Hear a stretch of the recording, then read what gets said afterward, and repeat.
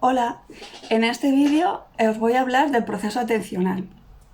Tengo aquí un mapa conceptual que hice hace años y está sacado de un libro que se titula Trastornos del desarrollo, y creo que es fundamental que lo exponga ahora porque la atención es un proceso fundamental para el aprendizaje y hay muchos alumnos con un diagnóstico de trastorno por déficit de atención, tanto con hiperactividad como sin ella, y me parece que es incluso conveniente que quienes no tienen ni el diagnóstico ni la medicación lo escuchen.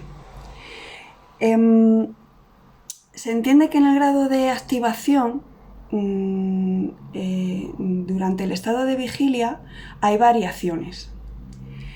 ¿Y esto qué significa? Pues que a lo largo del día hay un diferente grado de disposición de un sistema neural para la acción. Entonces, ¿qué se entiende por atención? Pues diversas actividades preparatorias que normalmente facilitan el procesamiento de la información.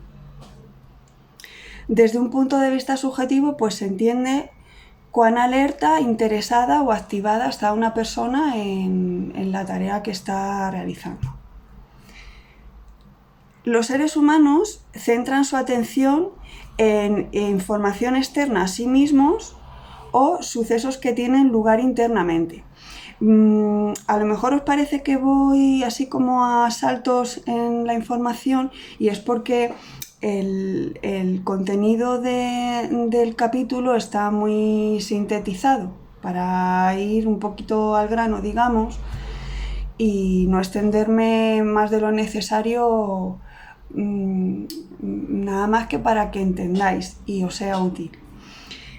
La información de este capítulo se centra en esa atención que prestan los seres humanos a la información externa a sí mismos, y es necesaria para funcionar con normalidad. En cuanto a los sucesos internos, distinguimos entre sensaciones corporales y pensamientos íntimos. Ambos focos de atención se conocen como introspección. Vale, los cambios en esta dimensión de la atención, de si presto atención al exterior o a mi interior, varían con las circunstancias ambientales y las características del individuo. Hay personas que son más introvertidas y aparte de esa dimensión introversión-extroversión, pues está el entorno en el que una persona está, que puede ser que sea más estimulante y predisponga más a la persona a mirar hacia afuera, a ver qué es lo que pasa, o que sea un entorno pues más bien que mejor no me intereso por lo que pasa, ¿no? Hay una riquísima tradición cultural oriental que ha desarrollado mucho conocimiento en torno a dos ámbitos relacionados con esto. Uno es el de los estilos de vida y otro es el de la autorregulación emocional. Este tema, que es muy interesante para el aprendizaje y del que hablaré en otros vídeos, tiene varias técnicas que enseñan a las personas a centrar la atención interiormente. Y yo tengo aquí apuntadas 4 que me parece que para el sector educativo pues tienen un interés y que tendríamos que hablar más de estas técnicas. Son la meditación, el entrenamiento autogénico, que es un poquito de aprender a relajarse, creo recordar, sí, el Hatha Yoga y la bioenergética. De yoga ya os comenté que hay gente que tiene una idea un poco distorsionada de lo que es el yoga, y es básicamente un 90% respiración y relajación. Y de bioenergética voy a hablar en el próximo vídeo, que voy a tratar el tema del autoconcepto. Vale, en cuanto a la naturaleza de la atención externa, que es en lo que se centra el capítulo. Los organismos vivos se habitúan a entornos que cambian continuamente y proporcionan oportunidades para centrar esa atención, o bien, básicamente, y resumiendo mucho, en lo que puede suponer una amenaza para la integridad, un peligro, o en la satisfacción de necesidades o simplemente curiosidad. Este tema de la satisfacción de las necesidades se considera que varían tanto a corto como a largo plazo. ¿Qué se entiende por estas variaciones a corto plazo? Pues hablamos de ciclos de necesidad y satisfacción. Es decir, tú tienes unas necesidades y prestas atención a aquellos elementos que te ayudan a satisfacerlas. Y a largo plazo, pues es lo que se conoce como maduración. Hay etapas en la vida en que ya los intereses, lo que te llamaba la atención hace un tiempo y las necesidades que tenías cambian. Se entiende que estás en otra etapa madurativa. Vale, en estos entornos tan cambiantes, pues se entiende que es casi un milagro que se manifieste una conducta pautada y ordenada. ¿Y qué mecanismos hay en el sistema nervioso para ordenar esta conducta en estas condiciones tan cambiantes? Vale, pues los organismos seleccionan la información pertinente, la procesan y luego la recuerdan dependiendo de las condiciones ambientales. ¿Y hasta cuándo tiene lugar este proceso? Pues hasta que se complete una secuencia conductual adaptativa. Cuando esta secuencia se ha completado, pues se dirige la atención a otra cosa. Resumiendo un poquito, la atención se define como procesos que posibilitan la selección de información y generan la experiencia subjetiva de la consciencia. Es decir, la persona es consciente de los aspectos que ha seleccionado y en gran medida desatiende el resto. Creo que hay una estimación de que hay como el 90% de los estímulos que nos rodean, pero a los cuales no prestamos atención, se quedan en el subconsciente. Y entonces pues hay veces que se producen fenómenos como de esto no me acordaba hace mucho tiempo, o pensaba que no lo había visto, fenómenos extraños, y es porque en la memoria entra más información de aquella a la que prestamos atención consciente. ¿Cómo seleccionamos la mejor respuesta a los estímulos ambientales? Pues el proceso de respuesta es bastante complicado. Por un lado, hay muchos grupos musculares entre los que elegir. Por otro lado, diferentes acciones pueden perseguir el mismo objetivo. Y, por otro lado, también cabe optar por lo que se conoce como falta de respuesta o inhibición. Lo que a nosotros nos interesa como profes y como alumnos es controlar nuestra acción, tener un grado alto de autocontrol o de autorregulación. Entonces, esto solo surge con una preparación efectiva. La intención que tenemos de hacer algo nos prepara para la acción, es fundamental. Si tú no tienes intención de aprender unos conocimientos, ya el primer paso necesario no está. Entonces, la intención es fundamental. Y luego está el grado de activación del que hablaba al principio, que se conoce también como arousal, y es fundamental para iniciar la acción. Si no tienes suficiente grado de activación, por mucha intención que tengas, tampoco se va a llevar a cabo ese proceso atencional en las mejores condiciones. Vale, voy a exponer ahora los tipos de atención, también muy resumidamente. Van un poco ordenados jerárquicamente, quiere decir, el primero, hay 4 tipos, es como el más básico, y según avance en la exposición se va entendiendo que son procesos más complejos, que están en una escala jerárquica más elevada y que tienen control sobre los que están más en la base. El primero se llama alerta general, resistencia a la fatiga o vigilia. Están implicadas la formación reticular y tiene que ver con los ritmos circadianos. Un poco lo comentaba el otro día. A lo largo del año, las horas de luz que vamos recibiendo como seres vivos del planeta va variando. Entonces, aparte de ese ritmo circadiano que nos marca las horas de luz diarias, está en qué época del año nos encontramos. Cuantas más horas de luz, más energía recibimos y mayor es ese nivel de alerta o vigilia.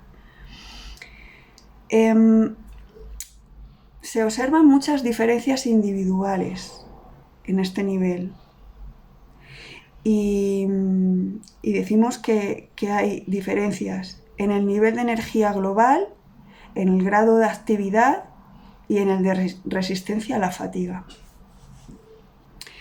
Luego está la atención selectiva a la novedad. Tiene que ver con los procesos de orientación y habituación.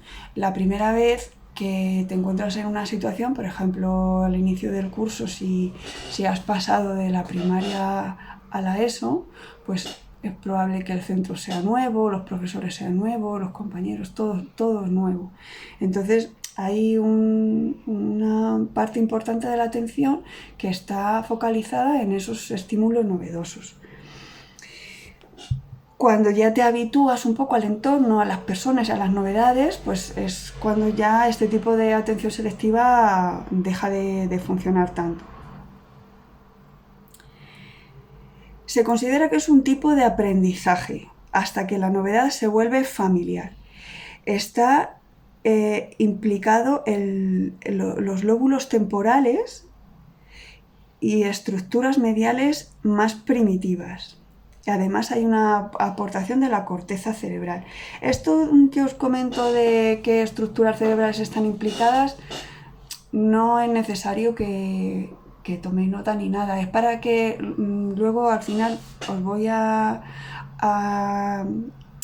hacer un comentario y es para que entendáis lo complejo que es el proceso atencional y las diversas estructuras que están implicadas en el proceso. Luego está otro tipo de atención selectiva, pero a sucesos emocionalmente destacados. Aquí intervienen factores límbicos del sistema límbico emocional. Tiene mucho que ver con los refuerzos, si hay un profesor o una profesora que cuando tú prestas atención o das una respuesta correcta te refuerza positivamente, como es una sensación emocional, es una emoción positiva, pues esto ayuda a la atención a centrarse en esos estímulos, porque a todos nos gusta sentirnos bien. Están implicadas estructuras primitivas del cerebro, que es el cerebro límbico.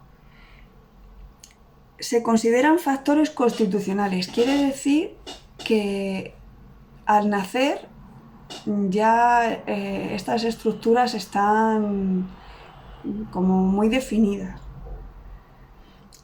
y también muy modeladas por las experiencias tempranas, porque el temperamento de un bebé es verdad que viene un poco de forma innata, pero también está muy modelado pues por el afecto que haya recibido de la mamá y el papá, los demás familiares. Y entonces esto pues le da forma al cerebro límbico, al sistema límbico, digamos, y a este proceso de atención selectiva a sucesos emocionalmente destacados. Y por último, en la parte más alta de esta pirámide, digamos, de tipos de atención, está otro tipo de atención selectiva, pero que tiene que ver con el esfuerzo y la autorregulación. Aquí hablamos ya de funciones ejecutivas, que quiere decir que son fundamentales para la resolución de problemas o el desempeño de tareas. Aquí es muy importante la inhibición de procesos atencionales jerárquicamente inferiores. ¿Qué quiere decir esto? Pues si yo estoy intentando estudiar, que me requiere un esfuerzo y una autorregulación, pues para que otros procesos de atención selectiva no se activen, porque si yo estoy intentando aprender unos conocimientos y de mi memoria a corto plazo vienen recuerdos de algo que me ha sucedido durante la mañana, porque me ha gustado, porque no, o me acuerdo de qué bien, qué divertido ha sido el verano y qué rollo es el cole, el instituto, pues no se puede producir eficazmente este tipo de atención selectiva porque no se están inhibiendo los procesos atencionales que están subordinados. Entonces, aquí es muy importante. Yo sé que hay madres muy reticentes a retirar la medicación que toman sus hijos por el diagnóstico del TDA.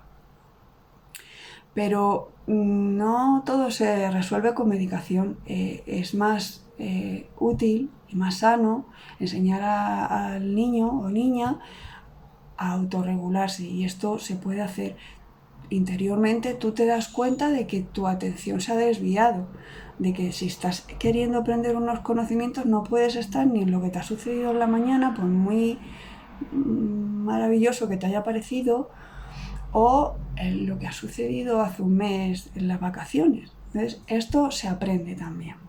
Decía en uno de los vídeos anteriores, que los procesos son poco manipulables, y es verdad, pero mejorando las estrategias se pueden mejorar los procesos. Entonces, este proceso de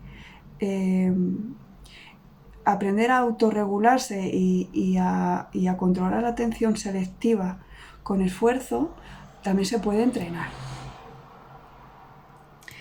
¿Cuánto tiempo hay que inhibir estos procesos? Pues el tiempo suficiente para facilitar que se produzca pensamiento, examen de consecuencias, selección entre respuestas alternativas y planificación. Voy a explicar un poquito para que no quede así tan abstracto. Para que se produzca pensamiento, pues lo que decíamos antes, tú estás intentando adquirir unos conocimientos y tienes que elaborarlos para incorporarlos en cierta medida a la memoria de trabajo, y para eso pues tienes que inhibir otros pensamientos. En el momento que te das cuenta de que ha surgido un pensamiento que no tiene que ver con la tarea que tienes entre manos, pues lo dejas ir. No le prestes atención de ay, ya me he despistado, tal, no tiene la menor importancia. Lo dejas pasar y te vuelves a centrar. Examen de consecuencias. Pues esto es un poco valorar rápidamente qué pasa si doy una respuesta de un tipo o una respuesta de otro tipo. selección entre esas respuestas alternativas. Hay que elegir qué quiero yo hacer, de qué manera quiero yo manifestar mi comportamiento. Y luego una planificación.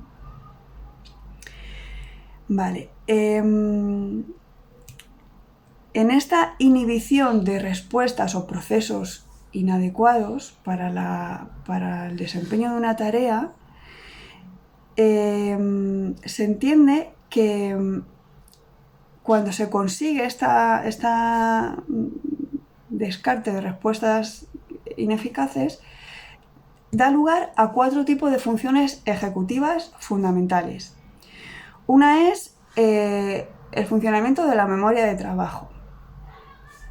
En esta memoria se almacena información detallada y reciente, no verbal, sobre la tarea que estamos desempeñando o el problema que queremos darle solución. Y lo de que no tiene que ver con habilidades verbales es importante, porque en la memoria de trabajo también intervienen las imágenes, y esto es importante considerarlo. Otro tipo de función ejecutiva es la internalización del habla. Aquí sí tienen que ver las capacidades simbólicas del lenguaje, y hablaremos de diálogo interno y autoinstrucciones cuando veamos las estrategias para mejorar el afecto y la autoeficacia. Otro tipo de función ejecutiva, la autorregulación del afecto y de la activación, que está muy relacionada, que es una forma de mantener y aplazar el refuerzo, una forma interna de mantener y aplazar el refuerzo. Aquí pasan 2 cosas. Una, que hay alumnos que se implican en la tarea en la medida que obtienen un refuerzo externo. Esto se llama motivación extrínseca. Y lo que hay que procurar es que la motivación sea intrínseca, por interés en la propia tarea. Y aquí es importante saber aplazar el refuerzo, porque la persona que estudia a veces se motiva pensando que no van a llegar los refuerzos ni mañana, ni pasado, ni dentro de una semana, cosa que tampoco es cierta. Si estudias eficazmente, conocimiento es como alimento, y siempre es una respuesta casi inmediata, casi automática, el recibir una línea de conocimiento útil y responder de alguna manera como me siento bien después de leer esto o me siento mal, y eso ya es un resultado. Le damos poca importancia al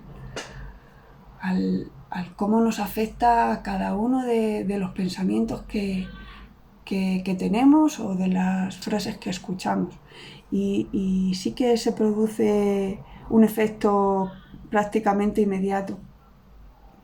Entonces, mantener y aplazar el refuerzo, ¿en qué sentido? Pues en el sentido de que la meta final, que es conseguir hacer una buena prueba de un buen control o examen donde se demuestre que realmente has adquirido unos conocimientos, hay un plazo de tiempo, y el refuerzo, la nota que se obtiene, pues va a tardar en llegar, pero llega. Y voy a insistir en lo de sentir el refuerzo, aunque sea ese sentirse bien que parece que no tiene ningún valor, es muy importante. Y la última de las funciones ejecutivas se llama reconstitución y tiene que ver con la creatividad. Pues lo que hace referencia es a la creación de soluciones novedosas. Vale. En resumen, y ya para ir terminando, la atención es una función muy compleja, mediada por muchas áreas cerebrales, y se ha observado cierta especialización del hemisferio derecho, que tiene que ver sobre todo con el aspecto visual más que verbal, y con las emociones. Por cierto, no lo he dicho, la planificación, que tiene mucho que ver con este tipo de atención selectiva con esfuerzo y autorregulación, se considera, vamos, que se ha estudiado, se ha demostrado que está relacionada con los lóbulos frontales, la corteza prefrontal y los ganglios basales, que había comentado los anteriores y aquí no había dicho nada. Vale, entonces, ya para ir terminando, síntomas e historia natural de los trastornos de la atención, que es casi lo que más les preocupa a las mamás y a los papás de estos alumnos que tienen esta dificultad del trastorno por déficit de atención.